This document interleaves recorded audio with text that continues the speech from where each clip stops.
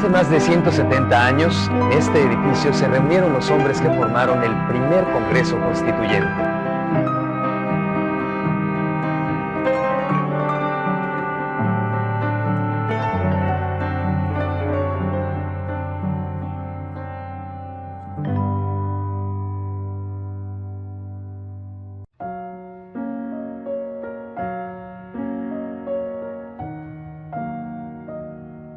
Entonces, el año de 1824, y aquellos personajes se habían reunido para elaborar la Constitución, las leyes que debían regir a los mexicanos.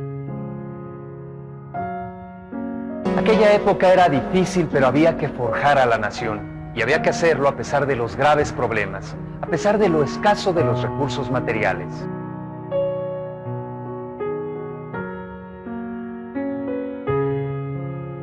Pasaron casi 11 años de batallas sangrientas.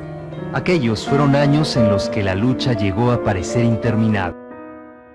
Finalmente, en 1821 la guerra llegó a su fin. Los tratados de Córdoba reconocían la independencia de la Nueva España.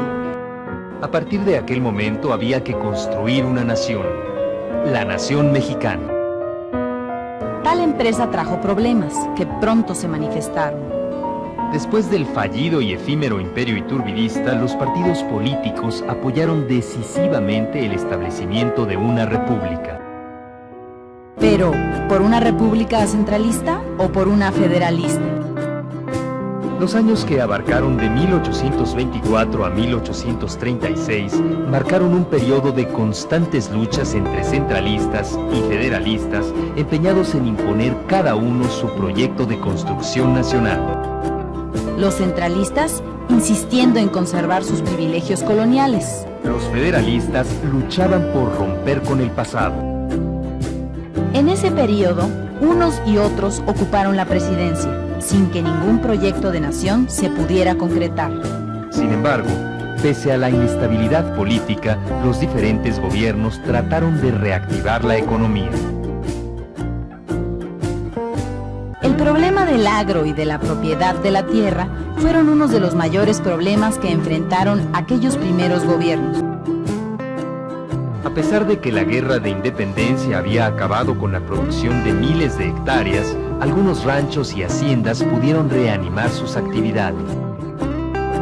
Aquellas fincas rurales características de la colonia concentraban en muy pocos dueños grandes extensiones de tierra, como lo señalaron algunos observadores de la época. No es justo que unos cuantos hacendados se hallen apropiados de casi todo, con notorio perjuicio del resto de sus ciudadanos. Es bien sabido que hay ricos que tienen 10, 12 o más haciendas, y algunas que no se pueden andar en 4 días.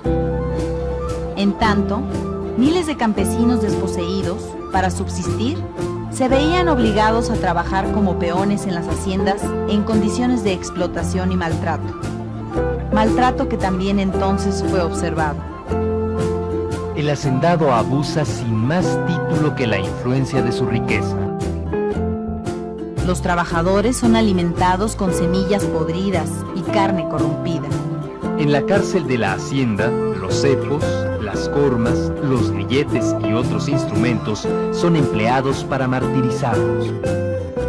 Los capataces están siempre armados de su temible látigo, cuyo chasquido hace repetir constantemente en las espaldas de los desgraciados campesinos. La profunda desigualdad en la propiedad de la tierra provocó los constantes levantamientos armados de campesinos que reclamaban tierras. La alarmante situación llevó a las diferentes administraciones a decretar una serie de disposiciones. Entre aquellas disposiciones estaban el reparto y la restitución de tierras, así como la desamortización de los llamados bienes de manos muertas, llamados así a las grandes propiedades territoriales de la Iglesia que permanecían ociosas. Sin embargo, dichos decretos agrarios no se llevaron a cabo plenamente debido tanto a la inestabilidad política del país como a los problemas que tenían cada una de las formas de propiedad o tenencia de la tierra. Pese a todo, en las grandes haciendas se echó a andar, aunque fuera lentamente, la producción agrícola con la introducción de nuevas técnicas como el arado de reja y con leyes que libraban de impuestos a determinados cultivos. Otro de los grandes problemas que se presentaron en aquellos años fue la minería, que durante la colonia había producido grandes ingresos. Otra de las consecuencias de la lucha insurgente fue el descuido de las minas. Ello produjo derrumbes e inundaciones y finalmente el cierre definitivo de muchas minas. En esas circunstancias, al terminar la guerra, la producción minera se había reducido a 1/3. Debido a la crisis económica, las primeras administraciones recurrieron a los préstamos e inversiones extranjeras, sobre todo inglesas, para reactivar la minería. Sin embargo, el esfuerzo no tuvo el éxito esperado.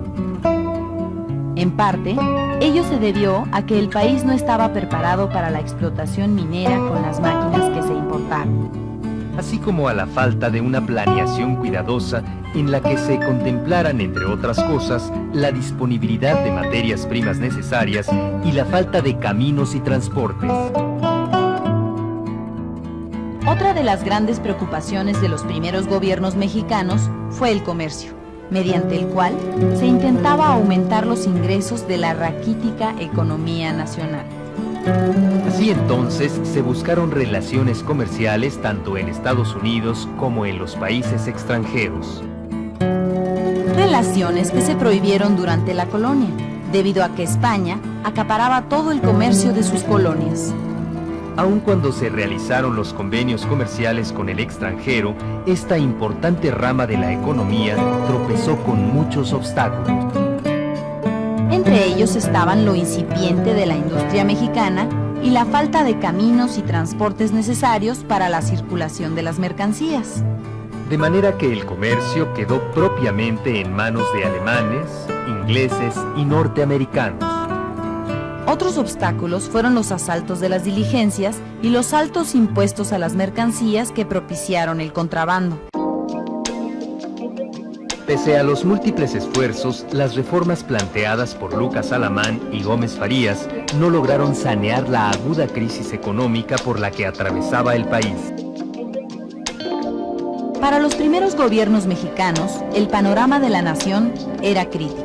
Se empezaba una vida independiente con una economía en bancarrota que obligó a aquellas administraciones a solicitar préstamos al extranjero cuyos intereses eran desmesurados.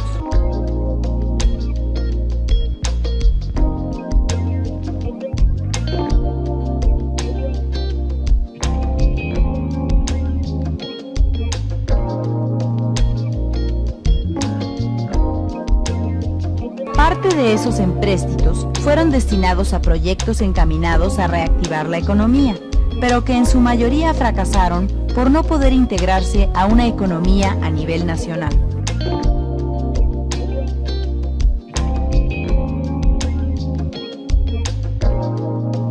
La mayor parte del presupuesto, sin embargo, fue utilizado en mantener a las tropas y en la compra de barcos y armas ante las amenazas de invasiones extranjeras y de una España que se empeñaba en recuperar sus colonias en América, así como para sostener las luchas entre conservadores y liberales en su afán de poder, o en sofocar los levantamientos armados de campesinos que reclamaban tierras, o para costear apenas las luchas contra los Estados Unidos que terminaron con la pérdida de gran parte del territorio mexicano. La recuperación económica avanzaba a marchas forzadas como una cuesta arriba.